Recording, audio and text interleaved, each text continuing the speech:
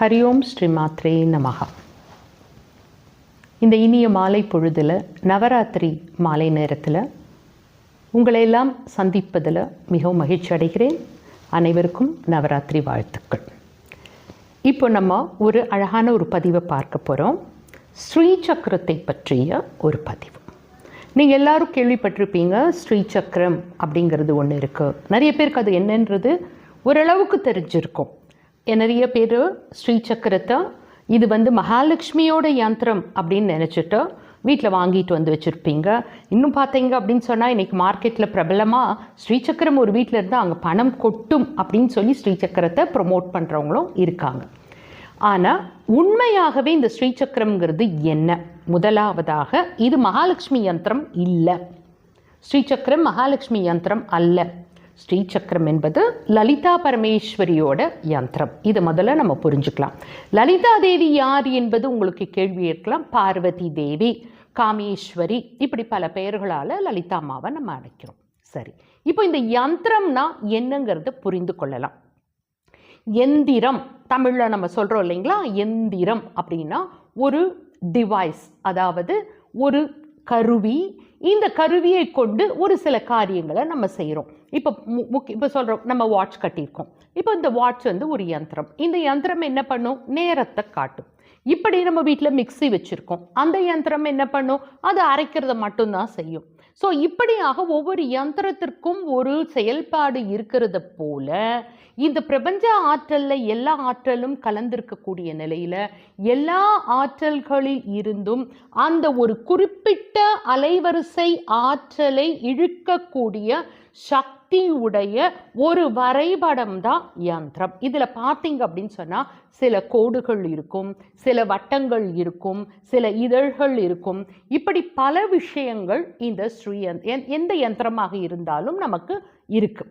இப்போ இதை நம்ம இயல்பாக புரிஞ்சுக்கணும் அப்படின்னா ஒரு சின்ன சிம் கார்டு எடுத்துக்கோங்க. இப்போ உங்களோட செல்ஃபோனுக்கு ஒரு சிம் கார்டு கொடுத்துருக்காங்க. இந்த சிம் கார்டு பார்த்தீங்கன்னா இவ்வளோ தான் இருக்கும். அந்த சிம் கார்டில் பார்த்தீங்கன்னா சில வரை கோடுகள் இப்படிலாம் இருக்கும். இப்போது இந்த சிம் கார்டை உங்களோட செல்ஃபோனில் நீங்கள் பொருத்திடுறீங்க. இப்போ உங்கள் செல்ஃபோனு உங்கள் சிம் கார்டுக்கு வரக்கூடிய கால்ஸை மட்டும்தான் உள்ளே வாங்குமே ஒழிய என்னோட காலை உங்கள் செல்ஃபோன் வாங்காது. இதுதான் இப்போ இந்த சிம் கார்டை பார்த்து நீங்கள் கற்றுக்கக்கூடிய ஒரு விஷயம். இதே மாதிரி இந்த பிரபஞ்ச ஆற்றல் களத்தில் எல்லா ஆற்றல்களும் இருக்கும் பொழுது ஒரு குறிப்பிட்ட ஆற்றலை உள்வாங்கக்கூடிய சில வரைபடங்களை நம் முன்னோர்கள் வகுத்து வைத்திருக்கிறார்கள். இப்படிப்பட்ட ஒரு விஷயம்தான் யந்திரம்.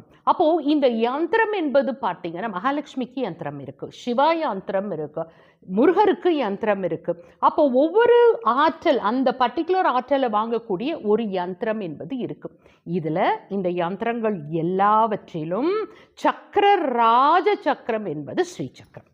அப்போ உள்ளதுக்குள்ளேயே ராஜ சக்கரம். ஏன்னா எல்லா வகையான ஒரு பாசிட்டிவ் எனர்ஜியை அது வாங்கக்கூடிய ஒரு ஆற்றல் உடைய ஒரு ஸ்ரீ சக்கரமாக அது இருக்காங்க. அப்போ இந்த ஸ்ரீ சக்கரம் எந்த வகையான ஆற்றல்களை வாங்கும் அப்படின்னா, நம்மளுடைய உடலுக்கு தேவையான ஆற்றலை அது கொண்டு வரும், மனதிற்கு தேவையான ஆற்றலையும் அது வாங்கும்.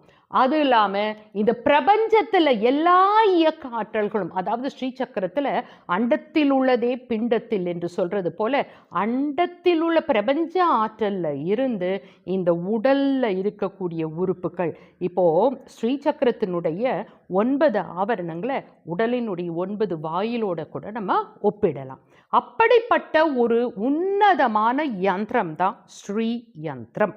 இப்போ இன்றைக்கு இந்த ஸ்ரீ யந்திரம் என்ன நிலையில் நம்மளுடைய பழக்கத்தில் இருக்குது அப்படின்னா, எல்லாருமே இந்த ஸ்ரீ யந்திரம் என்கிட்ட இருந்தால் எனக்கு நிறைய பணவரவு இருக்கும் அப்படின்னு சொல்லி வாங்கி வைக்கிறாங்க. ஆனால் நிறைய ஸ்ரீ யந்திரங்கள் தவறாக அது என்னன்னே தெரியாமல் இன்னைக்கு மார்க்கெட்டில் உலாவி கொண்டிருக்கிறது. இது வாங்கி வைத்து மாறி வாங்கிட்டீங்கன்னா அது எந்த அளவிற்கு உங்களுக்கு தீமை செய்யும் என்பது தெரியாது. அதனால் தயவு செய்து இந்த பதிவுகளை தொடர்ந்து பாருங்க.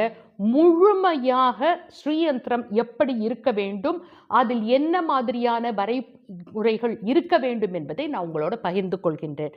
அதற்கு பிறகு நீங்களே ஒரு ஸ்ரீயந்திரத்தை பரிசோதித்து பார்த்து அதில் இருக்கக்கூடிய கோணங்கள் எல்லாம் சரியாக இருக்கின்றதா என்பதை பார்த்து நீங்கள் வாங்கி பயனடையும்படி அன்போடு கேட்டுக்கொள்கிறேன்.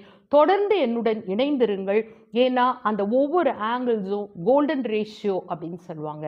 அந்த கோல்டன் ரேஷியோவில் அது இருக்கணும். அதில் இருக்க வேண்டிய அத்தனை கோணங்களும் இருக்கணும், அத்தனை இதழ்களும் இருக்கணும், அத்தனை கோடுகளும் இருக்கணும். அப்படி இருந்தால்தான் அந்த ராஜ சக்கரம் உங்களுக்கு பண வரவு மட்டுமல்ல, அது முக்தி சாதனமும் கூட. அதை நான் உங்களுக்கு விளக்கி கூறுகின்றேன். அப்போ இக பர வாழ்வு அப்படின்னு சொல்லுவோம். இந்த பூமியிலே உங்களுக்கு தேவையான அத்தனையும் உங்களுக்கு கொடுக்கும், முக்தியையும் உங்களுக்கு கொடுக்கும். இந்த சென்ஸ் உங்களோட மன அமைதியை அது கொடுக்கும். இப்படி பல விஷயங்கள் அதில் அடங்கியிருக்கிறது. அதை பூஜிக்கிற முறை என்பது ஸ்ரீவித்யா பாரம்பரியத்தில் வரக்கூடிய ஒரு விஷயம். அதையும் உங்களுடன் சிறிதளவு நான் பகிர்ந்து கொள்கின்றேன். அதன் பிறகு அம்பாளோட அனுகிரகம் இருந்தால் ஸ்ரீவித்யா மார்க்கத்தை நீங்கள் தேர்ந்தெடுத்து முழுமையான ஒரு ஸ்ரீவித்யா உபாசகராக மாறி ஸ்ரீயந்திரத்தை எப்படி பூஜிப்பது என்பதையும் நீங்கள் கற்றுக்கொண்டு அந்த ஸ்ரீயந்திரத்தின் முழு பயனையும் நீங்கள் அடைய வேண்டும் என்று அன்புடன் கேட்டுக்கொள்கின்றேன். தொடர்ந்து பயணிப்போம். ஸ்ரீ மாத்ரே நமஹ.